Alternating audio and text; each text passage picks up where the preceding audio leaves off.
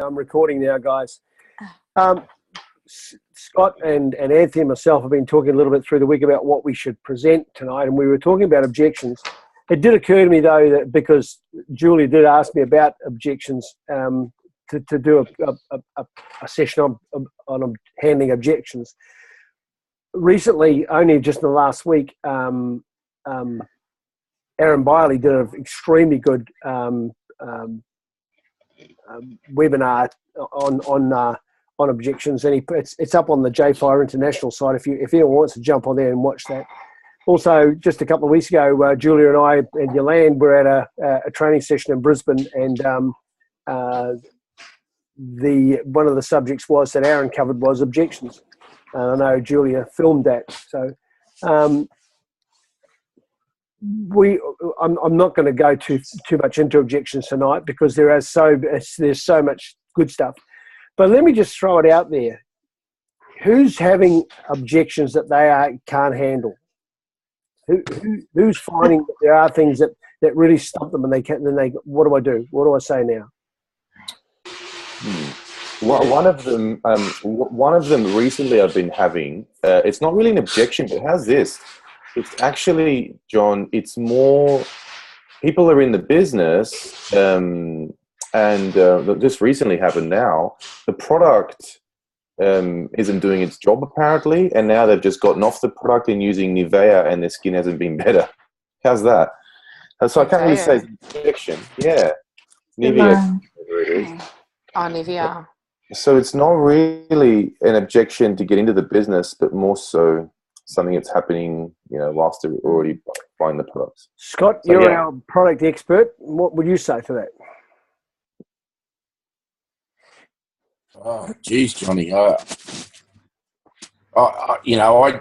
truly can't believe that that people would actually say that. With my experience, with skincare, this is the only product I've ever worked. I just think that's a smokescreen, to be truthful. Thank you. That's what I thought too.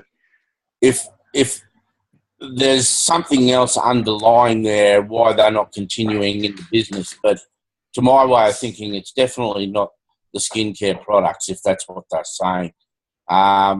They've lost their focus. They don't believe in their why.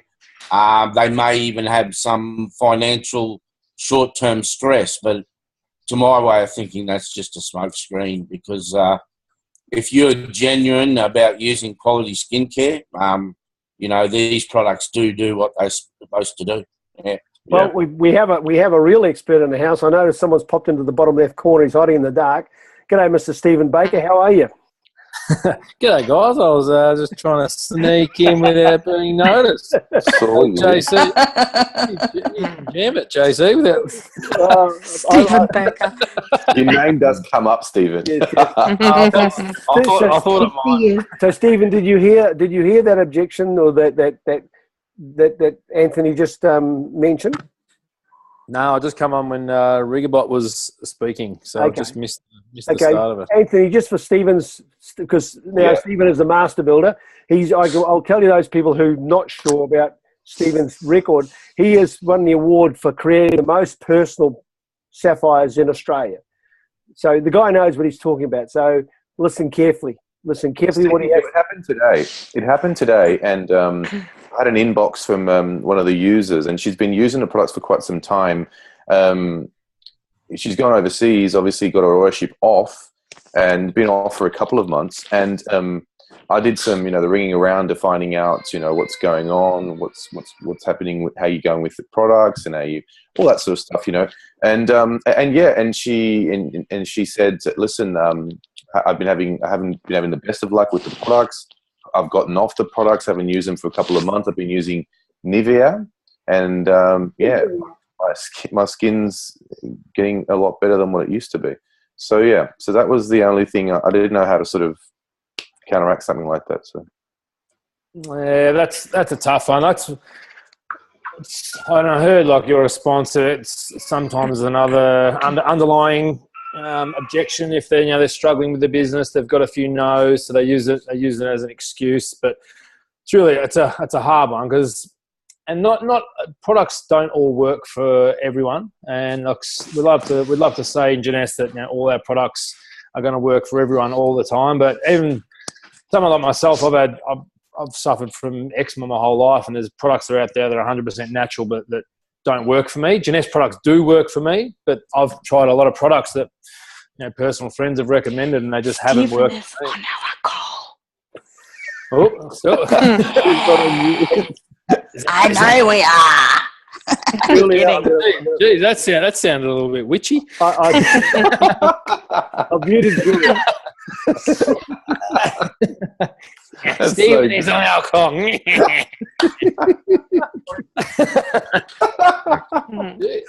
That's so good. I love these. You can build this business anywhere. Yeah. Yeah. So in answer, when I get people, personally, when I bring people into the business, I'll finding out their why, and I know I've got a lot of things on the page, but there's always a product in Jeunesse that people are going to like. And for me, I use basically them all. I use the skincare, the Affinity, the AMPMs, the reserves. I love them all. I use the Zen religiously.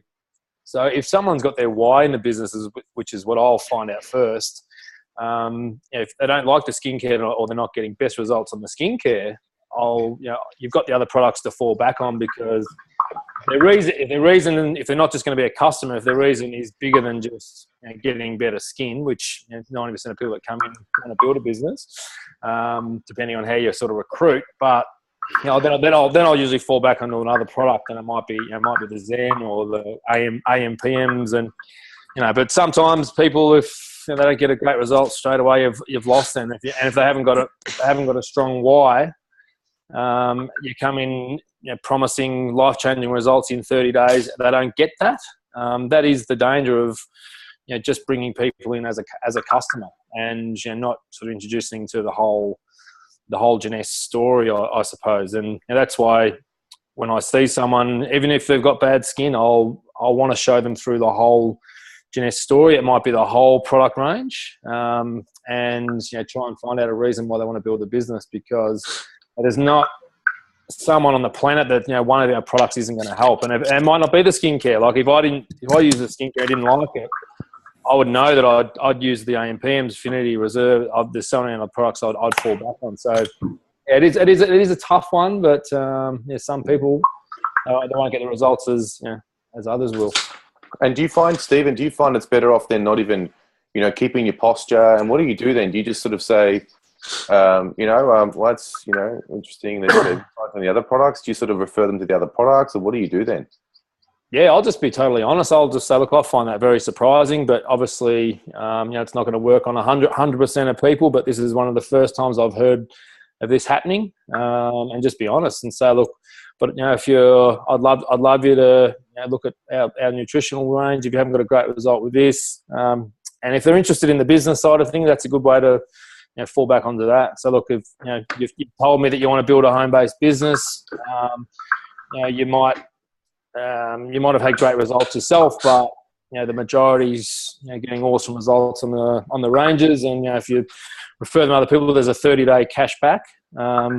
So if you haven't a great result, if you come across someone that doesn't get a great result, they've got that option of the 30-day cash back. But here's the Zen: get that in your guts. Yeah, yeah, that's pretty good. Anybody else? John, we'll go around the room because obviously there's a lot of people that may have had certain types of. Stuart, we'll start with you, mate. Have you had any types of objections you may have experienced that you sort of you could use some help with?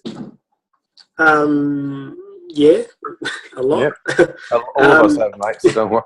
So we're all in the same boat. Yours was interesting, Anthony. And when you said it was a bit of a smokescreen, I thought the same thing as well with your particular case. And I was wondering what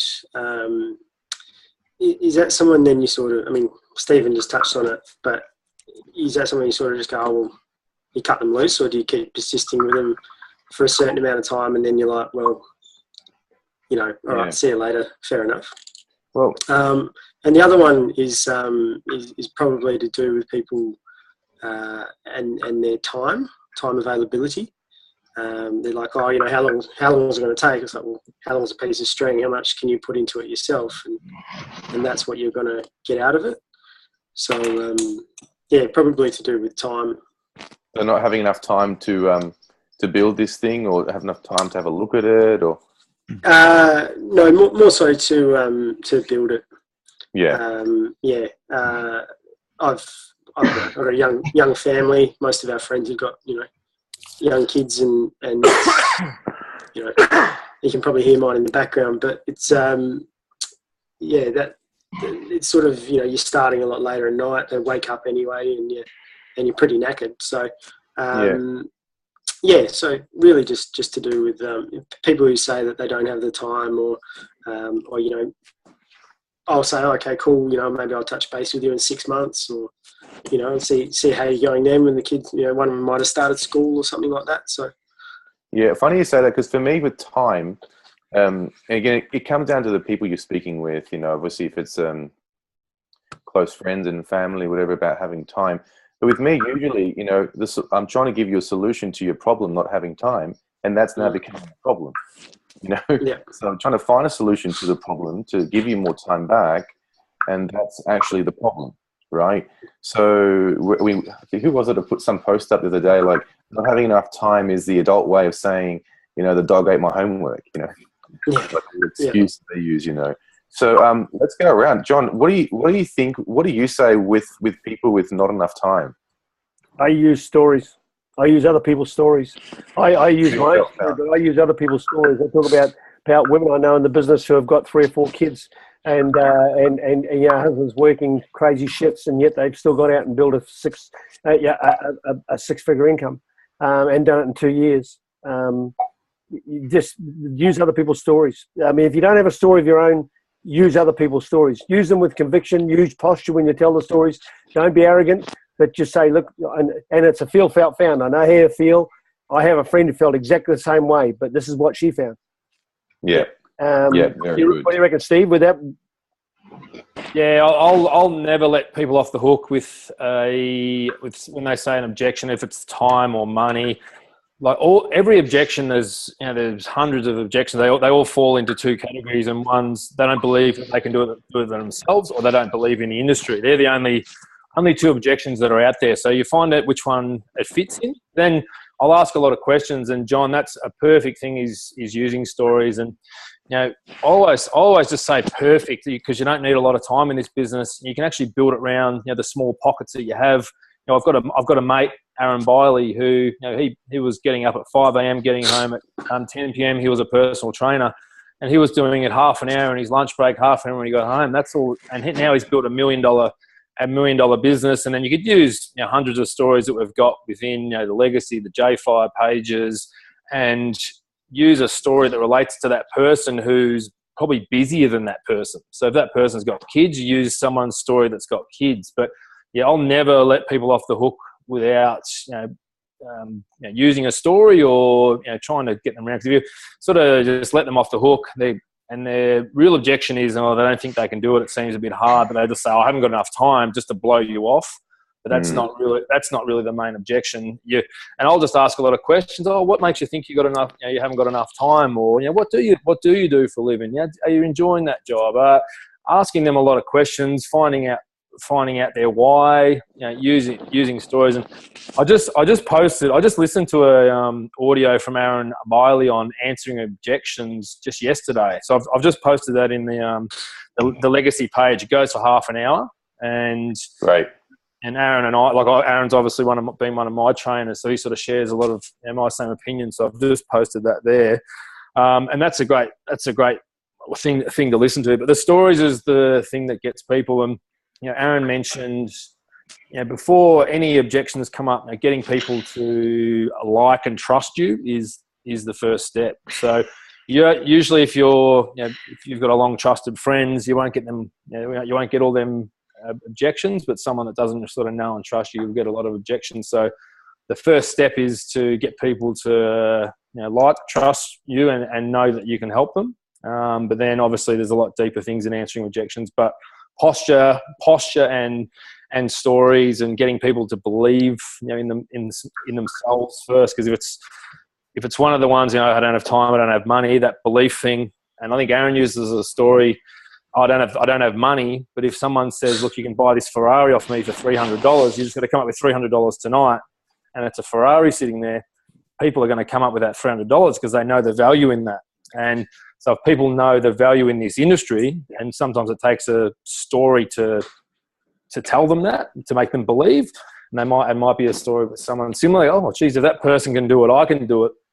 So belief is a huge thing with people that don't believe in themselves, and it might be a three-way call. That's a big thing with answering objections, is try and get on the call with someone that's been in that position and hear it from their own, hear it from the horse's mouth. That's even better than you telling the story themselves. So if you can get them to agree to a call, that's a very powerful thing. It might be a sports person, get me on the call. It might be an old good-looking guy, get John on the call. It might be a personal trainer, get Ant on the call.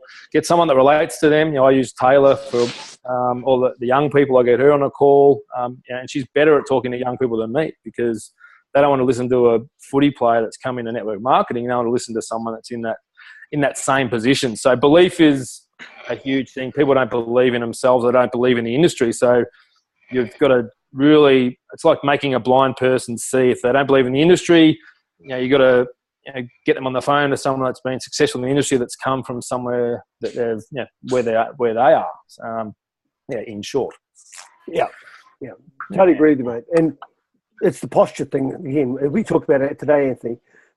Don't be objectionable when you ask these questions. Ask them with posture, and posture comes from 100% belief. Yes. If you believe in the business, if you believe in yourself and the industry, the company, the products, then that comes across.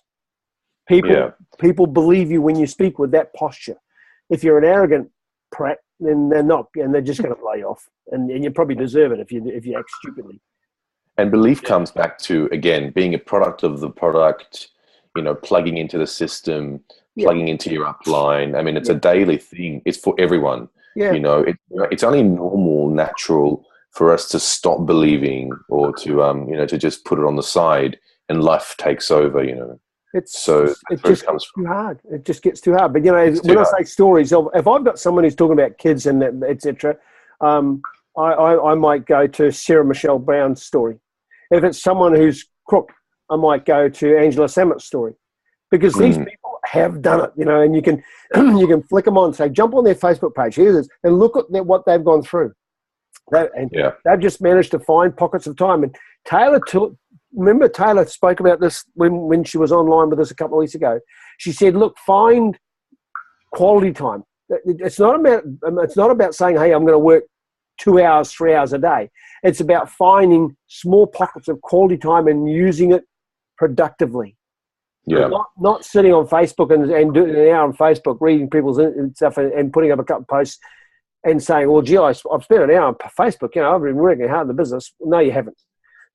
You haven't. Yeah. You've been mucking around on Facebook. Be productive.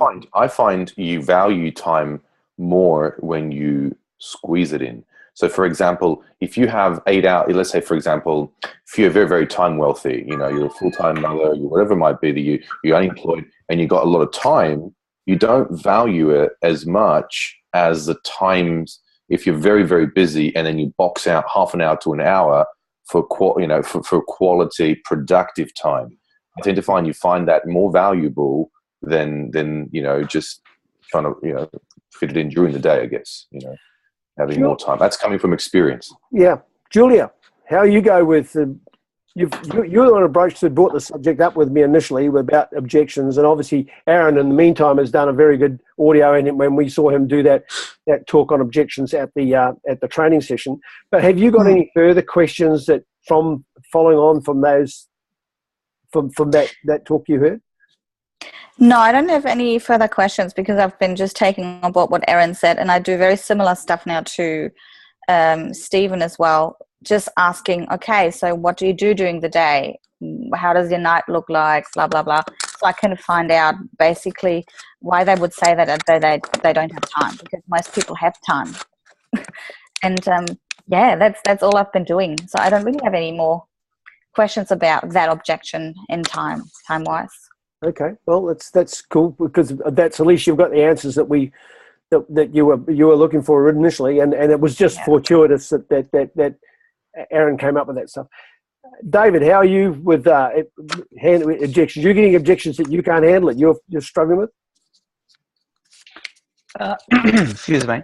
Not necessarily. I find I'm very comfortable in presenting the products. That doesn't seem to be an issue, and I don't tend to get a lot of objections about product. But yeah, it's objections business orientated with time and money.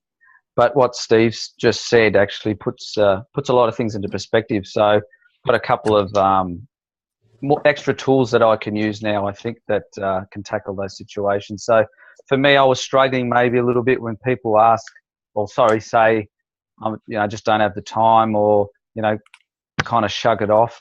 So, and I kind of just I'll let them off the hook, but I think I just got to be a little bit more aggressive, not too aggressive, but at least have a couple of more comebacks and things that I can use. So yes, Steve's actually answered that question quite well. Great. Kathy Day hiding there, and Stevie, we got a lady by the name of Kathy Day it's 4:45 in the morning, and I know Kathy. You know Kathy. I know Kathy. Hey, How you going, Kathy? You going well? yes, I'm doing great, thank you. So how are you over there? I don't think we've chatted since our attempted launch, where we a technical difficulty. I think I'm going to do a relaunch. Yeah, well, we should do it now. Now we're all up with the technical side of things. We know how Zoom works. Zoom's the way to go. We'll be able to run it soon. I think Johnny can run it, and I'll just jump on. So I can't stuff it up. Computers, I'm allergic to computers. Sounds good to me. So things have been about the same. I was listening to Erin, and what you said is very helpful. What I'm getting a lot of is people with their children saying like they don't have the time and they have too much going on now. The holidays are coming. A lot of that kind of stuff. I've been working with a lot of salons in my area, and working with the salon owners. Yeah, that's my being in the business. That seems to be my forte. So it's helping out a lot that way. And I have a lot of people that just they love the products, and that's kind of what they're interested in. And then they say, give me some time. Give me some time because I think I'm interested in the business, but I want to use the products first. So that's basically what I'm hearing more of than anything else. Yeah, and I think that it sort of comes down to how you actually introduce people to the business on, because if all I ever did was just promote the products and people come in, and everyone wants to try the products for a month before they do anything in the business, because you've sort of just promoted the products. But when I'm talking to someone, and I listened to Tim Sales, and I know Johnny Chambers has listened to Tim Sales, brilliant inviter and brilliant communicator. When he makes contact with someone for the first time, it'll be just asking them a lot of questions. It's like a job interview, and it's not talking about products or not talking about the Jeunesse company. It's just finding out what their main passions in life are. And in my business, I've set up my website. It's live your passion. So I use this industry to live more of my passion, which is friends, traveling, not setting my alarm clock. So when I talk to someone for the first time on Facebook, I'll just ask them a lot of questions about what they're passionate about. What are they doing to help them live more of their passions? And a lot of time, their passion is their kids. So I'll ask them a lot of questions. Oh yeah, how old are your kids? How's your work? How much time you get to spend with your kids? And if it's a little amount of time, that's your in. But then I won't promote the products or the business in that same conversation. I'll just ask, are you open to watching a link? I reckon this would be perfect. You actually spend more time with your kids. So once you've found what their main passion in life is, and then you won't come up against the objections. You're just asking them to, are they open to watching a link? And then you don't really get any objections until after they've watched it. And then you might get a few questions back and forth. But that's when, you bring a leader in to do the three-way phone call. So it's when I prospect, I don't get any objections because I don't give them a chance to object to anything because I haven't actually promoted anything. So I have basically a objection-free prospecting life because I've learned how to just find out what their passion is, ask if they're open to watch something. If they're not, if they say, "Oh, look, I'm not really interested," "Oh, do you mind if I check in?" Then I might fall back on the products or something else afterwards. But usually most people are open if you've done it the right way and you've developed a rapport and the person likes you. And they'll be open to watching a 15-minute link, and then they see the whole picture. And if you've got their why, what they're passionate about first, and then you can genuinely, they think that you can help them get more of that. Then you've used story. You might use a story. "Oh, look, I've got a lady in the business that's done X, Y, Z. Would you be opening to listening to a 15-minute overview?" And the sort of objections sort of go out the window because you haven't actually gone and promoted anything saying, "Oh, this product's awesome," or "This business is awesome. I'm making 6 figures. That's great," and shoved it all in their face. It's just about asking a lot of questions, and people really, they respect that and love that. That people love talking about themselves. And people, sometimes I'll talk to someone for an hour and I haven't actually, even brought up, Jeunesse or anything. And Facebook, I could talk to people for weeks without actually them knowing what they're doing. They might ask me what I do, but I don't even answer. I'll say, "Oh, what do you do? What do you, and I'll just put it back on them." So it takes a while to sort of get that. But Aaron, the one I've just posted in the legacy, Aaron, he answers a lot of that as well. But it is with a lot of the way you bring it up in your first conversation is the objections. People bring up the objections that you sort of put in front of them. If you say this is an awesome product, people they'll try and act smart and say, "Oh, is it TGA approved?" That's where the objections will come from. But if you don't put something in front of them, they can't object to it. If that makes sense. Am I just rambling on like an idiot? That's very much. That's very much the Tim Sales way of doing it. But he sends out brilliant conversation, and he says that takes out all of the objections before he even starts talking. And because he rings back and when he talks to them, he says, "Now you remember in the basketball going through the garden hose, staying ahead of trends." And of course, then he starts a conversation about staying ahead of trends, which segues in beautifully into just where we are with our business. Then you can, once they've got through that, then you can start talking about the business. I agree with you very much, Stephen. Yeah. Yeah. And so Steve, just quickly, can I ask a quick question? If someone comes up to you and says, "So what do you do face to face?" and you go, "Well, network marketer," where do you go from there? Do you just put it straight back on them, or do you answer that question and you leap into your business, or? Yeah, no, I'll go back into asking them questions. Like I'll just have that posture and say, "Look, I'm a professional network marketer. I work from home with my little sister, and coach others how to earn additional income, alongside what they do or something, like that." Depending on the person, I might change my response. Obviously, if it's a friend, I'll be a bit more. "Oh yeah, mate, just still working from home, traveling around. What are you doing? What are you doing these days?" And I just throw it back on them.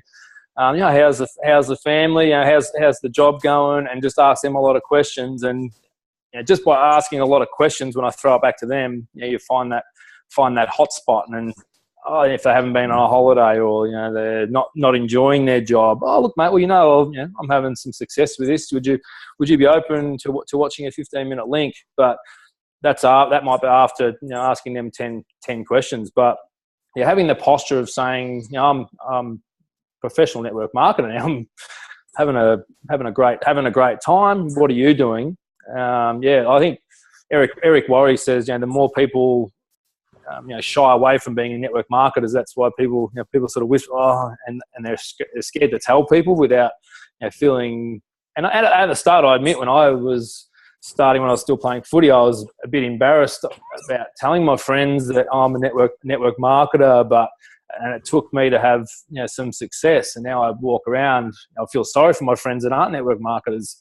I've got mates that just come out of footy and they're struggling to find jobs at the moment. Now my mates are coming back to me. So now and it's because I've got posture now. I've walked around and I just admit I'm a professional network marketer. I'm network marketing, and I think I can't remember who said it, but in 10 years' time, it's going to be what company are you with, not are you with network marketing, and that's what it's going to be like in the future. So having the posture, sticking the chest out. Oh, look, I'm working from home, and even people say to me, "Oh, but I haven't got a dream lifestyle. How do I do that?"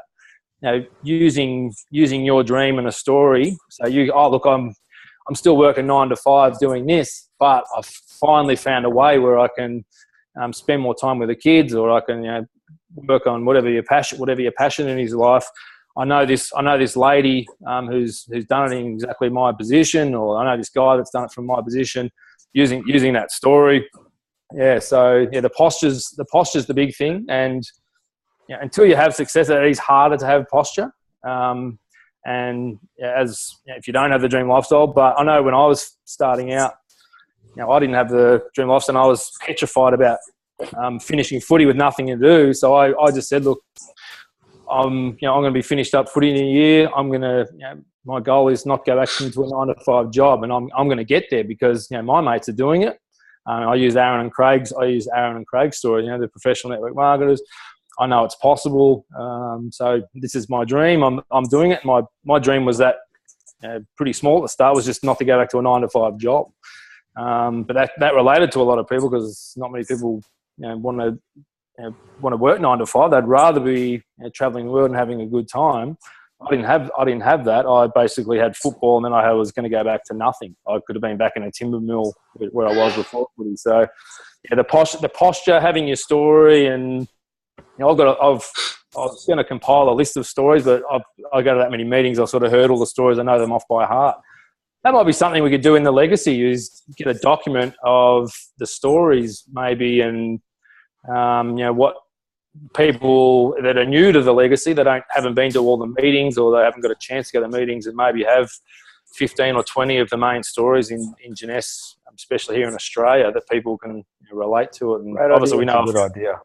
Yeah, a few of the ones like myself and Taylor and Angela and Sarah Michelle and Angela Samet, and you get all these good little stories compiled. And people, if someone's new and they see 20 stories sitting there, they'll give them belief in itself, and weapons to use when they're prospecting. That's a great idea. That's a very good idea. Come up with a good idea. Yeah. Woo! Yeah! Sometimes you just surprise me, my man. And I'm sick. So whatever. He's as big as thick as a dog, the poor bloke. Yeah. Sorry. No, I was going to say I might bounce if you don't. Well, just wait a minute. We've got a couple of more people down there. Maria, how are you down there? You got anything you want to? Nothing too different. More so around time, not having the time, and using other products. So I've had a couple of people with other multi-level marketing businesses as well. So that's been tough. Yes. Well, yes and no. Yeah. I'm sure Stephen's got an answer for that one. What do you mean by that? The people Arboni or Isogenics. I've got a lot of people that are already involved in other companies. Yeah.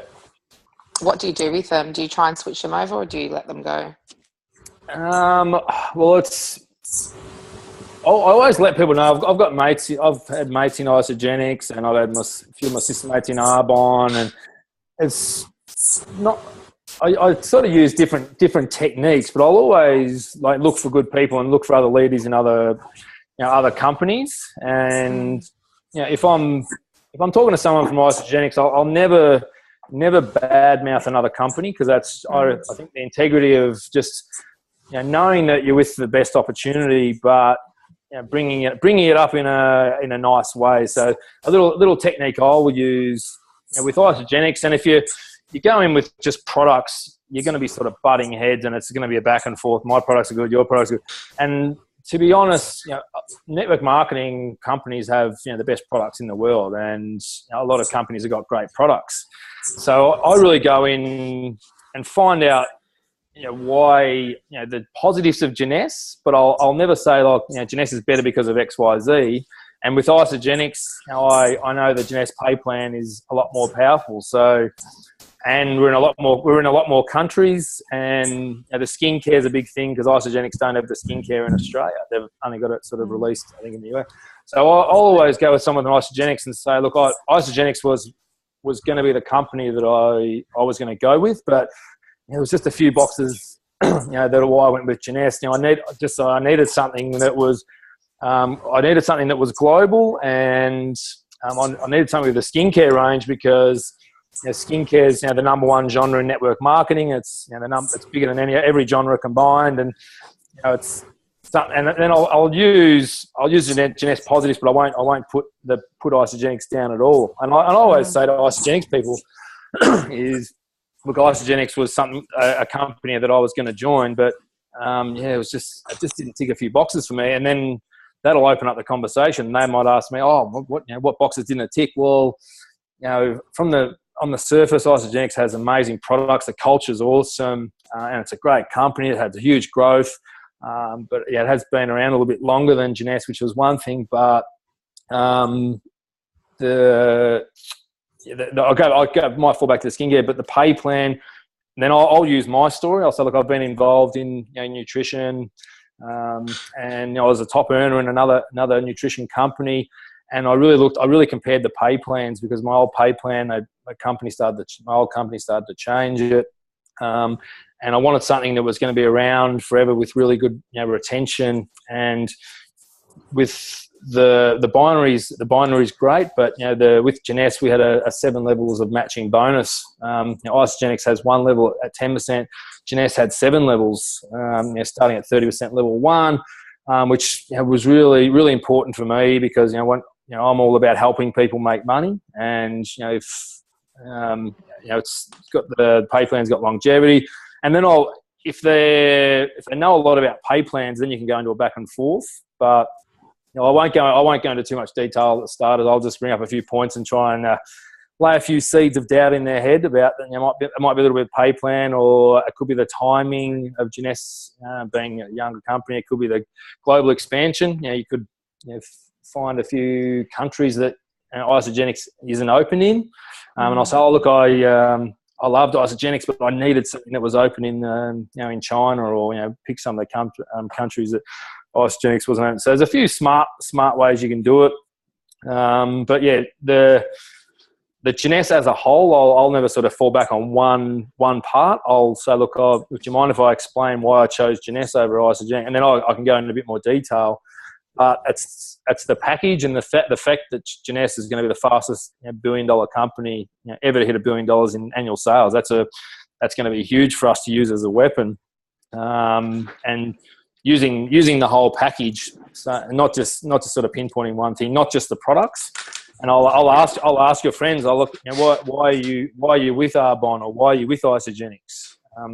Oh, look, I want a better life for my kids. If it's just about products, it might be hard for them to sway. But if it's if they want a better life for their kids, and then you can go into a bit. Oh, look, well, do you mind if I get one of my leaders on the phone and explain, you know, the power of the Jeunesse business model, and you know, why this leader has chosen Jeunesse over Isogenics, and you know, use your leaders. Like, you got to remember that I'm always here. Like, I'm a phone call away. And you can get your friend from Isogenics on the phone to me, and I'll say, look, do you mind if I explain why I chose this? And I can go into, you know, huge detail. I know the Isogenics pay plan better than Jeunesse, and I can, you know, go into details about that thing. You know, got Aaron and Craig. They're, you know, geniuses when it comes to other companies and all that kind of thing. So using your upline, like you could do all the research you know, to the cows come home, but you just get a leader on the phone. Their knowledge of, you know, Lyndon's got 30 years of knowledge in his head. Aaron and Craig, like, I use them boys all the time. Like, I think I know a lot about this industry, this business, and you get Craig and Aaron on the phone, and I learn something new every time. And you know, they get someone from another company on, and they explain their stories, and you know, it's coming from someone making $1 million a year. You know, I'm a Ruby. I don't make, you know, half that much. So when they're actually hearing it from someone that's making that much, that's when people sort of stand up and listen. But yeah. Okay. Just one thing before You mentioned sending a link. Now, this is, I know this. We all like to know this. But, I mean, I'm approaching people all the time. I'm sending out links, and I send 2 or 3 different things. But mainly, I send the Secret of Jeunesse. What link do you normally send to people as a first link? Have a look at yeah, I'll use different ones for different people. So I've got my recorded one that I'll send out to to my mates and maybe sporting people. Taylor's recorded one. I think there's a new 13-minute one Taylor's recorded. Yeah. Aaron's got a 50-minute one. It depends on how much detail they're after. And then I've got the Secrets of Jeunesse for a backup one, and obviously Angela's got one. So I've got a Word document that I've got about 5 or 6 recruiting links, and then I've got training links where I just grab that answering objections link. I've got a big Word document where I've just saved all my links there, so I've got them all set in sections. So yeah, whatever relates to that person, I'll send. So the Secret Jeunesse is my fallback. If it doesn't, if I haven't got sort of someone that relates to perfectly, I might use the Secrets to Jeunesse. If it's a cold call, if it's just somebody that you just met in a cafe, don't know too much about them, would you go with the Secret to Jeunesse? I'll probably go my story, because with recruiting, I sort of mentioned earlier, people they'll join you. They don't join Jeunesse, they're joining you. And if they don't know and trust you, that you've got 0 chance, I reckon, for them to join you. So so I'll usually want to send my one, or have a good chat to them on the phone, or have a coffee with them. But if I've met someone on Facebook and they're local from Melbourne, I'll also look, do you mind if I come and have a coffee? But the first meeting will be usually just about them, asking them a lot of questions, and not just throwing it all in their face. That's something I've learned, where I used to go in just all guns blazing on the first meeting and just spew crap all over them and scare them off. And now it's just, I'll catch up. Sometimes I don't even take my computer, but I'll just go in there, have a chat, have a coffee, ask them a lot of questions, tell them stories. When they ask me something, obviously I'll answer it. But getting them to like and know you first. So it might be a phone call, it could be a Skype, and then sending them a link. Because if you just say, "Hey, do you mind if I send you a link?" and they don't know anything about you, I reckon you got some. Is Taylor's link available? I'll see if I can get it off the young lass. She's very protective these days. She has a YouTube channel. Oh, she does. And she's got all her stuff on there. I've got a quick question towards that, Stephen. At what stage or what level would you recommend that you do a video about yourself and your story that you send on to people? Because obviously, if you just start out, it looks a bit weird if you make a video about yourself and send that on. No, I don't think so. I think but the main things at launches is, like, say you've recruited someone new, and then they run a launch and they do the opening and the welcome and tell their story. And they might have only been in the business for 2 or 3 weeks, but that seems to be the most powerful part of the night. Like, you're going with all this other hour or half an hour of meeting at a home launch, but the bit that the people remember and the bit that people relate to is that person's story on why they're doing the business. And every launch I go to, I feel the same. The intro from the person that's invited their friends, tell them, spills their guts on why they're building the business. It might only go for 2 or 3 minutes, but that's what people will join and people will relate to. And then once people will think, oh, she's doing this, she's having a crack, and they'll find out the rest of the information, because people. They watch a 15-minute link. They're not going to know everything, obviously, because it takes a long time to know everything. But they've got to feel like that they can do it, and they're going to have support, and that's all they really want to know. So if you do I recommend everyone doing a little video, and everyone feels like an idiot doing it when they're new. But it could be just a quick selfie, 3-minute video. Get out of this. And you send that to someone, and they hear your passion and your confidence and your posture, and you can use a few stories. I've got a friend in the business who's done this. I know this is possible. I can't wait for a year or 2 years time when I'm going to be doing X, Y, and Z. Traveling with my kids. This is my dream. I don't reckon there's ever too early to do a little video yourself. But if you're not sort of comfortable on the phone having a chat to people, using something that relates to them is probably the next best. So Cool. the little video should be, this is who I am, this is where I was, this is what I wanted, and this is why I made the decision to go to Jeunesse. Yeah, and you can add a few little stories in there to get that little bit of belief. But if they hear that, that's like it's a teaser. It's only meant to introduce you to them. You might have already had a quick chat to them, but then you ask them a lot of questions, and then you find out their objections, and then you'll have a few, and it might be obviously a personal that they don't think they can do it, or the industry. So remember them 2 objections. So then the next one I'll send will be related to what they're worried about, and it could be the industry. I use brewing compensation. I use there's one called Network Marketing Mythbusters. David T.S. Wood. That's a 15-minute one on the industry. Talks about Donald Trump, Richard Branson. I'm going to do a remake of that myself because I'd rather use my own stuff. But finding out what their worries are early, but getting them to like and trust you first and develop a rapport, I think is the number one thing. And then that belief. If they don't believe they can do it, you've got no chance. If they don't like you, no chance. That's why Johnny's. Yeah, he's not diamond yet because no one likes him. See that, Johnny? See that in the background? That's a new surfboard I got for my granddaughter. I was going to get one for you, but nah. Oh, you're right. Hey, did you see my one? I just got a new cover. Oh, no board, just a cover. I got it fixed. And there's a big Mel behind it as well. Vicky bought a Mel. Woo.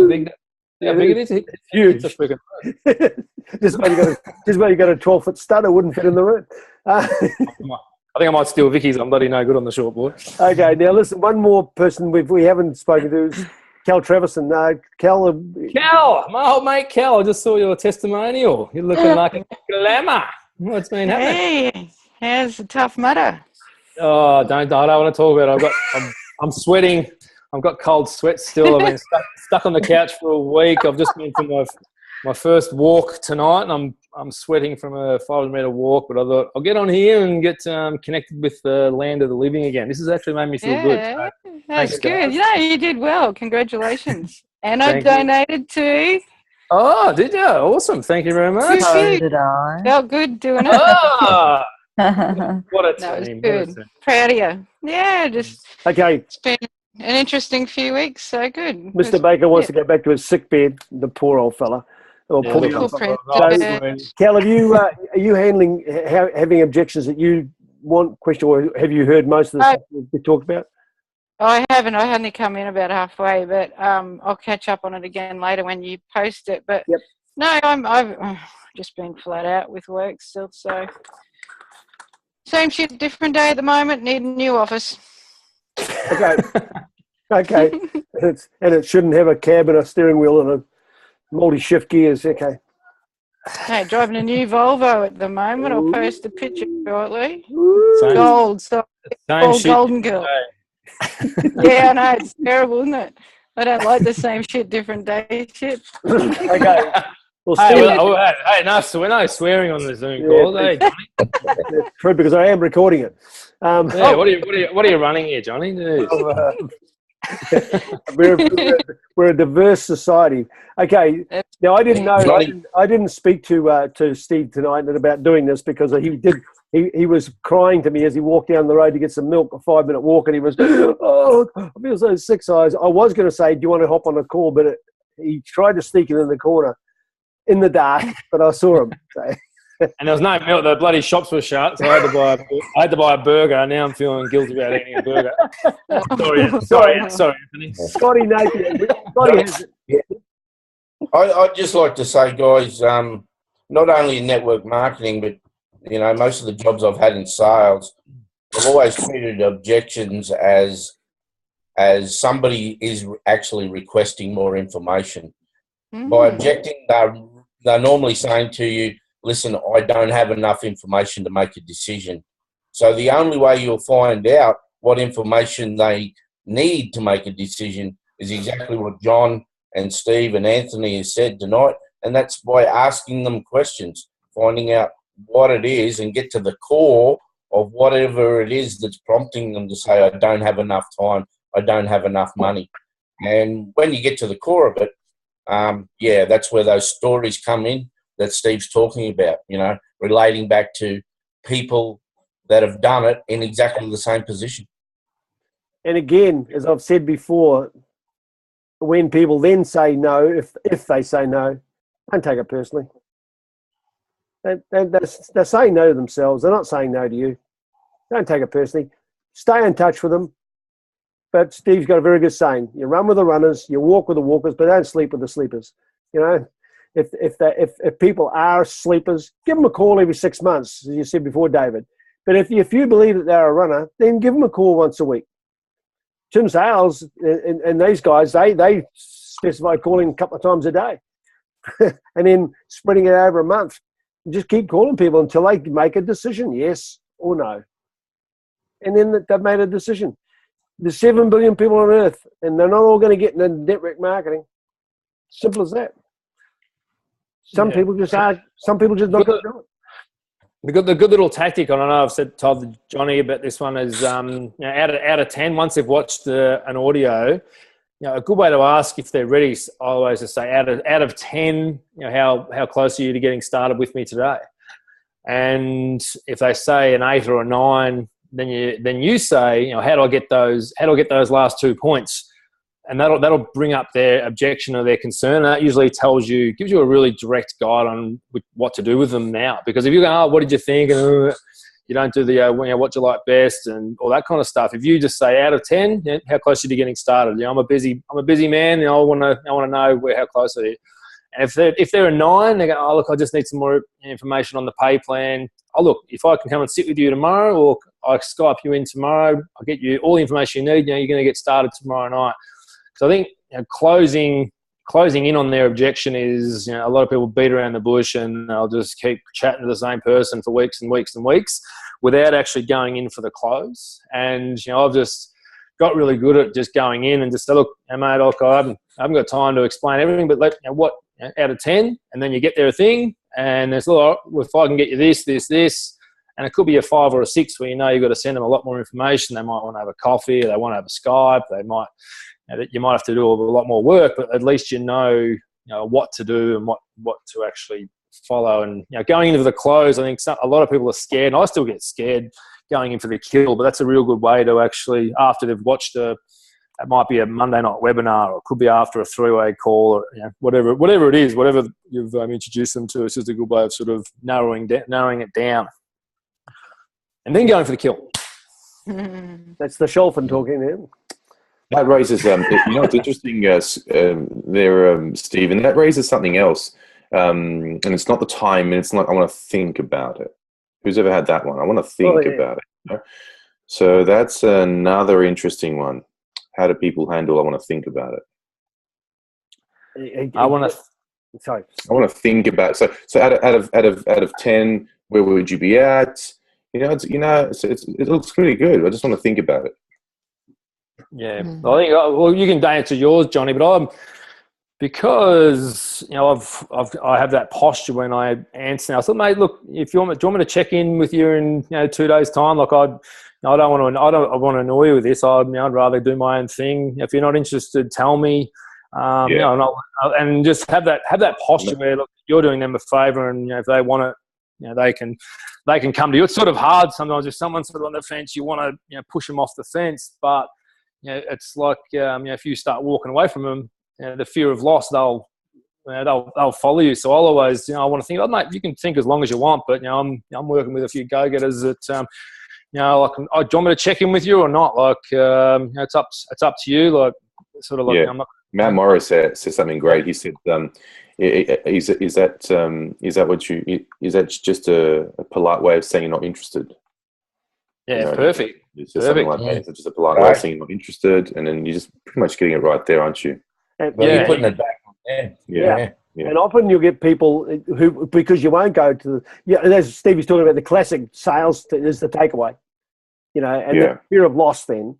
But if you do muck around with someone, they spend 6 months and they say no, then you better find out that this week they're going to say no, quite frankly.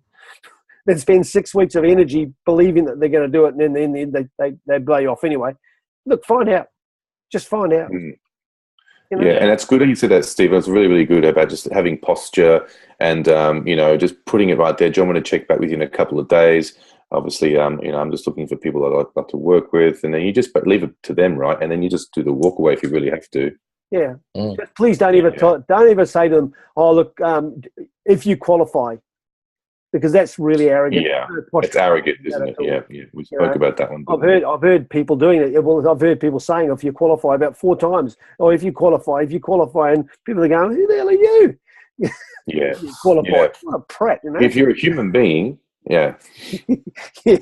Something like that. I always sort of blow people off if someone goes, "Oh, no, you can show me through it on Wednesday." I'll say, "Look, I'm having a hit of golf. I'm going for a surf with JC Wednesday. How's Friday? I've got Friday off." Something like that. You don't sort of jump down. And you pencil in the first thing. "Oh, look, no, mate, that's good." Yeah, so then they think, "Oh, this." Good term, Stevie Baker. Wednesday, no, I'll be in Vegas on Wednesday. You're like, be the hunter. And I'm dying. This dickhead doesn't even care if I turn up or not. He must be like, "You're all right." Guys, I've got to hop Hey, no swearing. Yep. Julie's got to go. Hello, Julie. I've got to go. I've got a phone call to make with someone else. Thanks, Thank you so Julia. much, Stephen, Thank come you. on. Cool. Awesome. We're going to wind this up pretty fast now. So, thanks, Julia. Bye. Bye, Julia. Bye. See you guys. Very quickly around the traps. Anyone got anyone we need to say congratulations for? Anyone got team members have done things that they want to acknowledge? Anyone done something that wanted to acknowledge us to acknowledge? Nothing. All had a quiet week. Wow. About time. No, I think Rachel. Rachel has. But Rachel had a fairly successful couple of days. She did another 2 launches over there. Signed quite a few people. Good. But a lot of guys on here is still trying to build a Sapphire. But yeah, she's. I want to put it out to my team. Successful few days. Is that Rachel Lucas? Yes. Yes. Actually, send me her number, Scooter. I'll give her a buzz. Yeah, she'd love to hear from you, mate. We'd appreciate that, mate. Thank you very much. And I want to put it out to my team. Maybe the next step would be for a second launch, possibly, to just get some more momentum into the teams. Just putting it out there. We've got Stevie Baker. We've got Scott even willing to come down to Melbourne. So if we could organise maybe even the dynamic duo, have both of them there. If we have like a big, big second launch, maybe Dave Camilleri.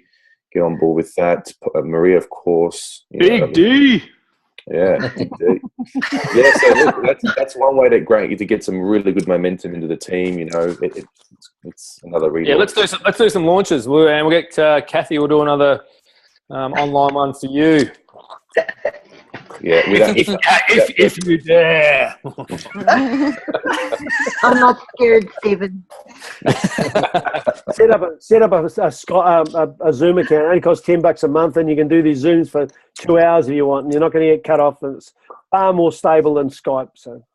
Yeah, I've definitely got a Zoom account, but last time people couldn't log on, and I don't know what was going on. We had a test. One. Is it different? Is it, Scott? It was scary. Pay for one. Is it a lot more stable? Is it? I'm not sure. I think I've got like a $50 one. I can get 200 people in, but I've never even used it. I've got a $10 one. I think I can get 20 people, and I always log it for 2 hours. And then you're not getting going that half-hour free one and cutting off, and then have a scramble to get people back on because they just drop off. So yeah. All right. Well, Kathy will organise something mid-December. After Christmas? No, before Christmas, young lady. No, I'm joking. That would be great. In the next 2 weeks, even if it doesn't matter if you get 2 or 3 people on, it'll be just good practice, and we'll get this Zoom. David's got a great place. David's got a great place for his as well. Yeah, that'd be great. We do that.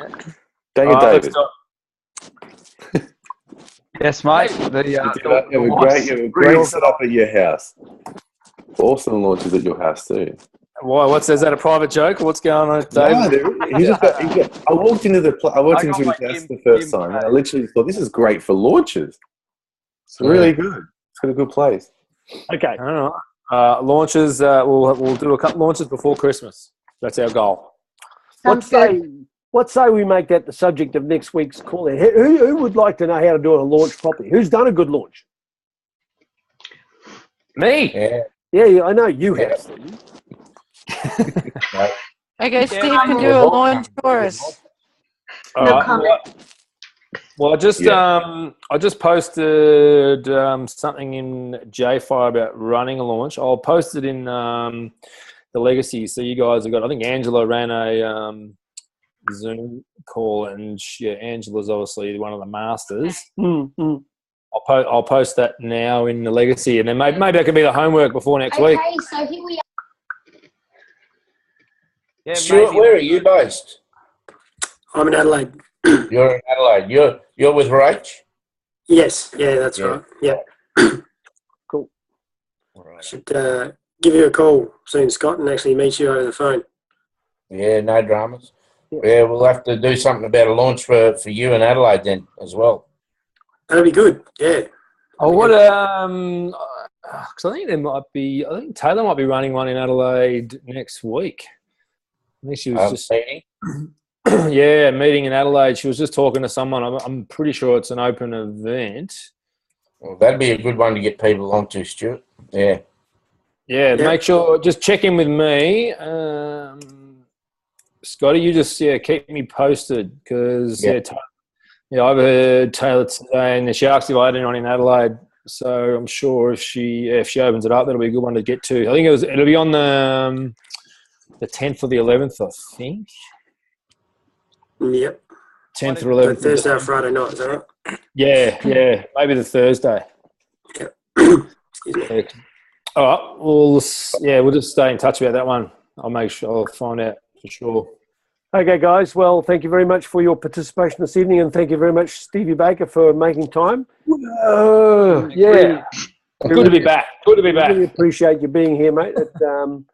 I didn't purposely ask you because you had been ill, but I think you're telling me lies. You look pretty good. I'm feeling all right after I walked down and had a burger and chips. And just ask Vicky, John. Just ask Vicky. She'll tell you the truth. What's going on with you? Yeah, I do. Because the real truth is from the intelligent one of the family. He's a legend. I'm out of here. Stuff you guys. I won't give you the birdie because you're recording it. Okay. Thank you very much. We'll have a great week, everyone. Make it a great run. Make it a great week. Okay. Bye, guys. Good night. Yes, guys.